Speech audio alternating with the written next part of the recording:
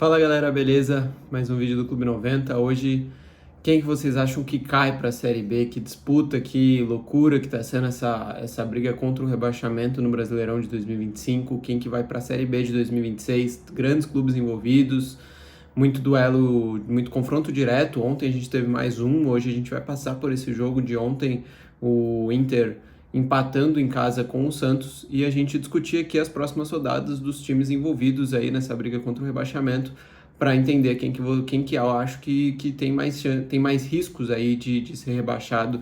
Sei que vai ser ponto a ponto aí, faltam 3 rodadas e o campeonato tá pegando fogo ali na parte de baixo da tabela. Mas antes, quem puder deixar seu like, se inscrever no canal, fortalecer aí nosso crescimento. Estamos na meta dos 100 inscritos, acho que a gente chega lá em breve, mas preciso muito da ajuda de vocês, da colaboração. Quem puder clicar ali e se inscrever no canal e já deixar seu like também, deixar seu comentário de quem que vocês acham que vai para a Série B do ano que vem.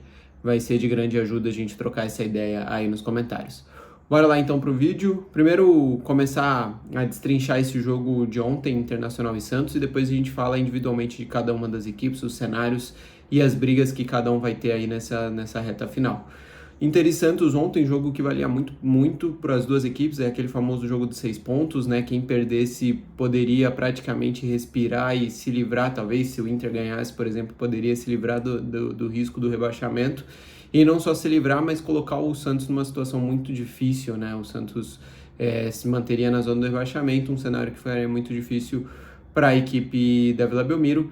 Da mesma forma, o Santos, ganhando o jogo, colocaria o Inter na boca da zona do rebaixamento, sairia da zona, deixaria o Vitória lá dentro e complicaria bastante a situação do Colorado. Então era um jogo, o famoso jogo de 6 pontos, e acabou com um empate que não é realmente bom para nenhuma das equipes, né?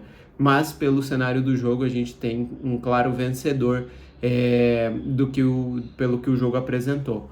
O Inter começou o jogo muito bem, incomodando muito o Santos, principalmente nas transições. Fez o gol cedo, relativamente cedo, com o Alan Patrick, que inclusive jogou muita bola ontem de novo. É impressionante como, apesar da fase ruim do Inter, o Alan Patrick é um cara muito diferente, é um cara que encontra os passes, é um cara que esconde a intenção e acha soluções que outros jogadores têm muita dificuldade de encontrar.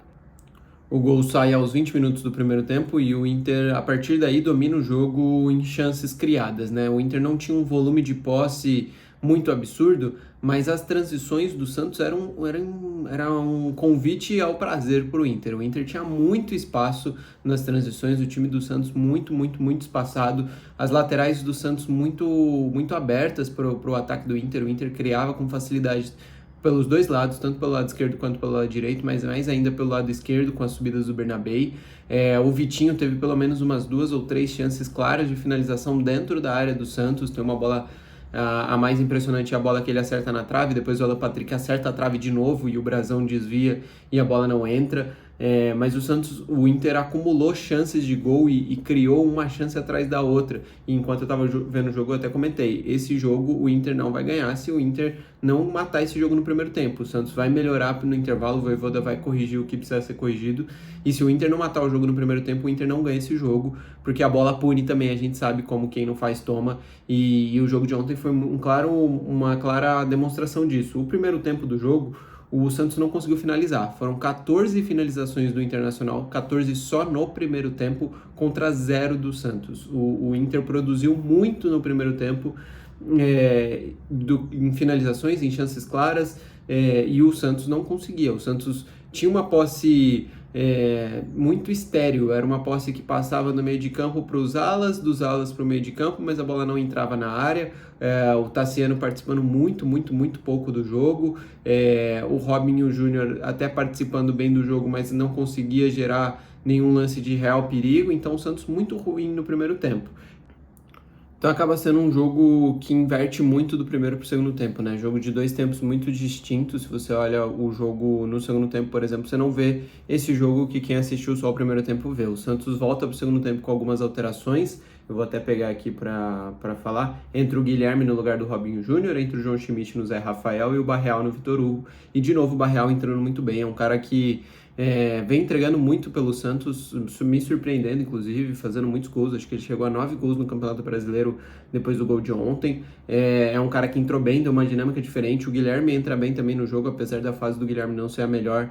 Ele entra dando uma dinâmica diferente na ponta esquerda do Santos e o Santos melhora no jogo. Não quer dizer que o do Santos domine o jogo, mas o Santos melhorou e o Inter sentiu. A clara sensação que eu tive é que o Inter sentiu. O gol sai aos 62 minutos, então sai no começo do segundo tempo. E o Inter sente a pressão, sente que teve o domínio do jogo em outros momentos e acabou não matando o jogo e vê o Santos crescendo no confronto. O Santos empata num belo gol do Barreal. O Santos não consegue criar grandes chances de finalização ainda assim no segundo tempo, mas equilibra muito mais o jogo, já não toma as transições e os contra-ataques que cedeu no primeiro tempo para o Inter.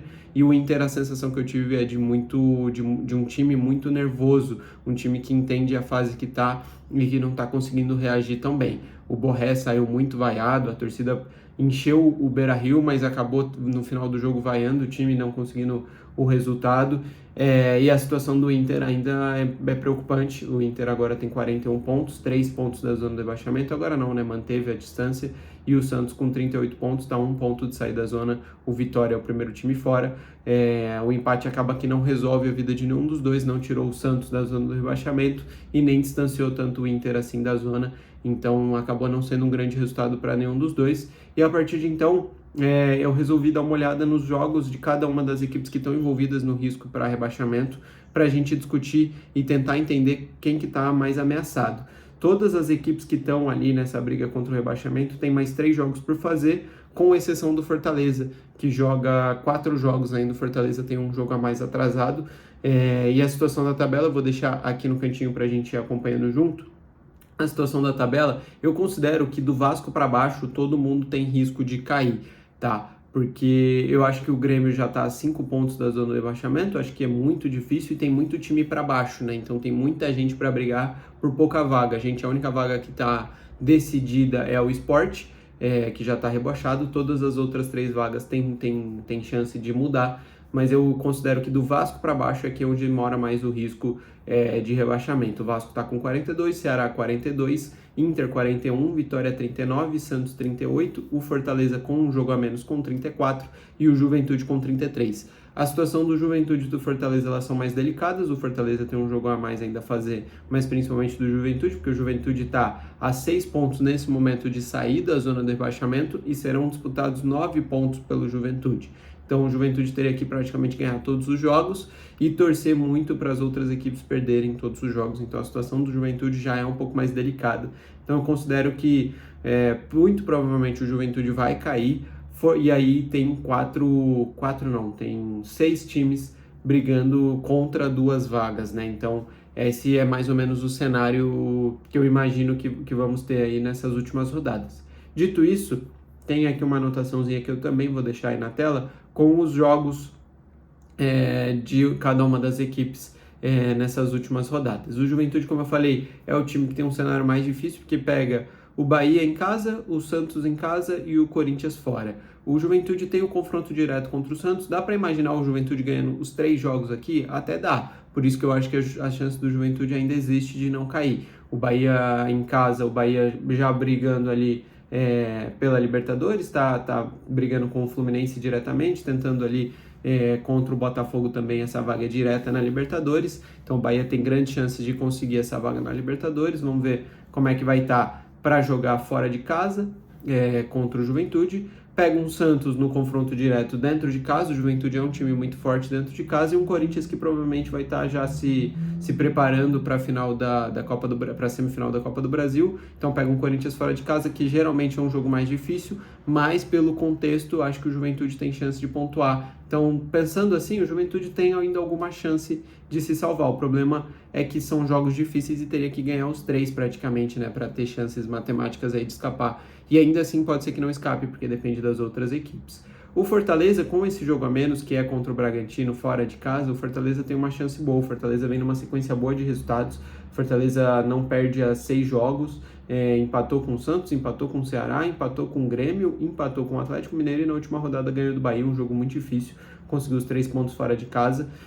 Então o Fortaleza do Palermo melhorou desde que o Palermo chegou, tem feito pontos importantes, tem uma chance aí de escapar. Pega o Bragantino fora de casa, que é um jogo difícil, mas é um jogo onde o Bragantino já não tem muita disputa no Campeonato Brasileiro. O Fortaleza tem muitas chances de conseguir pelo menos um ponto aqui.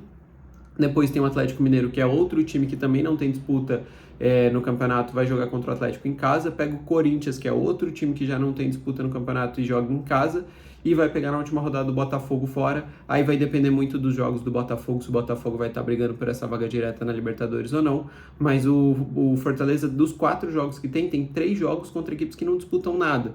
E 2 deles em casa. Então o Fortaleza tem uma chance muito boa de escapar aqui. Eu acho que ainda está muito vivo na competição, apesar da tabela mostrar 5 pontos de distância de saída da zona do rebaixamento. Esse jogo a menos pode fazer muita diferença. O Santos acho que já teve numa situação muito mais difícil, tá? O Santos teve jogos muito mais difíceis recentemente e vem de 3 jogos sem perder. Ganhou do Palmeiras, que era um jogo muito difícil, depois empata contra o Mirassol, que era outro jogo difícil, e ontem no confronto direto contra o Inter, fora de casa, também conseguiu empatar. Então, dos jogos mais difíceis, eu acho que já passou alguns deles e eu acho que o Santos conseguiu ser quase que aprovado. Não vou dizer aprovado porque não conseguiu sair da zona do rebaixamento, mas conseguiu resultados surpreendentes, ganhar do Palmeiras, empatar com o Inter fora, conseguiu pontos importantes nessa briga. Agora o Santos tem um Sport dentro de casa que é obrigação vencer, joga em casa contra um time já rebaixado, depois tem um confronto direto contra o Juventude, que vai ser um jogo muito difícil a depender do que o Juventude vai fazer em casa contra o Bahia. Se, por exemplo, o Juventude perde em casa para o Bahia e dependendo da combinação de resultados, o Juventude já vai estar praticamente rebaixado contra o Santos e o Santos entra numa outra rotação para esse jogo contra o Juventude, uma outra necessidade do time gaúcho. Então vai depender muito desse outro jogo. E depois fecha contra o Cruzeiro em casa, que é um time muito forte, mas que provavelmente já vai estar em preparação também para a semifinal da Copa do Brasil e que já vai ter a sua vida definida no Campeonato Brasileiro ali, que provavelmente vai ser o 2º ou 3º lugar. Então o Santos vai ter talvez um jogo muito difícil e competitivo, que é contra o Juventude fora, a depender do resultado do Juventude na próxima rodada contra o Bahia. Fora isso, o Sport em casa e Cruzeiro em casa, o Santos tem grandes chances de pontuar. Então acho que a situação do Santos já foi mais difícil, já não é mais tão complicada. Outro time que eu acho que tem uma situação bem positiva é o Vitória. O Vitória vem numa sequência muito boa depois que o Jair Ventura assumiu. Ganhou do Inter, empatou com Botafogo e Palmeiras e ganhou do Sport, e é um time que tomou 1 gol nos últimos 4 jogos, então o Jair Ventura arrumou a defesa e o time vai pontuando bastante, saiu da zona agora nessa última rodada e tem um calendário bem positivo. Joga contra o Mirassol em casa. Mirassol é um time muito chato de ser enfrentado, mas o Mirassol cada vez mais já vai definindo a sua vida na Libertadores e muito provavelmente com a vaga direta à Libertadores, e o Vitória vai jogar em casa. Pega o Bragantino fora, que é um time que não vai estar disputando mais nada, e o Vitória jogando fora de casa, e fecha contra o São Paulo em casa, também outro time que não vai estar disputando nada, muito provavelmente nessa altura, nessa última rodada, e ainda joga em casa. Então o Vitória tem 2 jogos em casa e um jogo fora, e o jogo fora é contra uma equipe que não tem um mando de casa tão forte, que é o Bragantino, e nem disputa mais competições, não vai disputar nenhuma vaga importante no Brasileirão. Então tem grande chance do Vitória de escapar. O Inter já, por outro lado, tem uma situação mais complicada. O Inter ainda não está salvo. O Inter, apesar das últimas rodadas não perder, não tem apresentado um bom futebol e tem jogado, tem tido muita pressão interna, aparentemente, jogadores cobrando demais. Um momento de baixa confiança do Inter, e o Inter pega o Vasco fora de casa, que é um confronto direto aí nessa briga contra o rebaixamento, e é fora. Depois o São Paulo fora, também é um jogo fora de casa, apesar de ser uma equipe que não disputa nada, e fecha contra o Bragantino em casa, aí o jogo mais fácil desses 3. Então o Inter tem que abrir o olho, porque se perde para o Vasco, a confiança vai lá para baixo e tem uma chance do Inter colar na zona do rebaixamento, e aí pode ser que fique ameaçado realmente aí do rebaixamento. Então é uma questão para o Inter ainda ficar de olho. O Inter, eu diria que ainda não está salvo. O Ceará, de todos os times, é o que tem a pior agenda e o pior calendário, né? O Ceará joga contra Cruzeiro em casa, Flamengo fora e Palmeiras em casa. Ou seja, o Ceará pega os 3 primeiros colocados do Campeonato Brasileiro nas 3 últimas rodadas. Fora isso, o Ceará perdeu os últimos 5 jogos. Então a sequência do Ceará é muito complicada para fugir desse rebaixamento. São 4 pontos hoje que separam da zona do rebaixamento. O Ceará precisa de uma vitória para estar salvo, só que pega os 3 times mais fortes do campeonato. Pode ser que Flamengo e Palmeiras já tenham decidido sua vida e nas últimas 2 rodadas não sejam jogos tão ruins assim para o Ceará, mas ainda assim são Flamengo e Palmeiras, e principalmente o Flamengo fora é muito difícil o Ceará conseguir tirar pontos. Esse jogo contra o Cruzeiro na próxima rodada vai ser muito importante, porque joga em casa, precisa ganhar do Cruzeiro. Se ganhar, tá salvo e aí não tem mais disputa, não tem mais briga. Mas as 3 rodadas do Ceará são bem difíceis, acho que o Ceará tem que abrir o olho e vai ser difícil a vida do Ceará. E aí a gente fecha com o Vasco que se colocou também numa situação muito difícil, também numa sequência de derrotas que não se esperava, olhando há pouco tempo atrás, mas o Vasco tem uma chance de se salvar já na próxima rodada também, assim como o Ceará, joga em casa contra o Inter, uma vitória praticamente salva o Vasco também, então o Vasco precisa jogar e jogar bem contra o Inter, ganhar do Inter para conseguir ficar mais tranquilo. Depois do Inter tem o Mirassol em casa e fecha contra o Atlético Mineiro fora. Então é uma agenda difícil, porque tem um Mirassol que é um time difícil de ser enfrentado, mas fecha com o Mirassol e Atlético Mineiro, 2 times que provavelmente não estarão disputando grandes coisas mais no Brasileiro, e ainda pega o Mirassol em casa, então o Vasco tem grandes chances de se salvar. Com isso, o que nas minhas simulações, o que eu acho que pode acontecer, tá? Eu acho que a disputa para o rebaixamento vai ser definida em 2 pontos, tá? Eu acho que vai ser muito colado. Então, é capaz de o 16º e o 17º terem a mesma pontuação e o saldo de gols definir. Acho que vai ser algo muito, muito próximo, porque não tem ninguém muito pior do que outros. Tem muito time num viés de melhora muito grande. Então, acho que vai ser bem apertado. Eu acho que o Juventude não se salva, vai ser muito difícil para o Juventude se salvar, então o Sport e o Juventude cairiam, e eu acho que nas minhas simulações o Fortaleza cai, apesar de eu ter comentado que eles têm grandes chances de se salvar pelos confrontos. Eu acho que se der a lógica nos jogos que o Fortaleza tem e as outras equipes têm, o Fortaleza acaba caindo também, e nas minhas simulações o Santos acabou caindo, com o mesmo saldo de gols com a mesma pontuação do Ceará, e o Santos cairia pelo saldo de gols. Então vai ser muito colado. E aí ficaria Santos 43, Ceará 43, Vitória 44 e Inter 45. Então 2 pontos separariam o 14º do 17º. Então eu acho que, apesar disso aqui ser só uma simulação e tudo mais, vai ser muito colado a distância das equipes. Então um gol a mais para um gol a mais para outro, um empate aqui que pode conseguir, uma derrota ali pode definir essas últimas rodadas do Brasileirão e definir o rebaixado. Comentem aí o que vocês acham, quem que vocês acham que vai ser rebaixado. Acho que tá difícil de descobrir, vai ser, cada rodada muda alguma coisa, cada jogo muda alguma coisa, mas comentem aí a opinião de vocês, o que vocês acham, quem que vocês acham que corre riscos de disputar a Série B do ano de 2026. É isso, peço de novo que quem puder deixar seu like, se inscrever, comentar aí embaixo, fortalecer o nosso vídeo, e amanhã a gente está de volta para mais vídeos aqui no Clube 90. Valeu!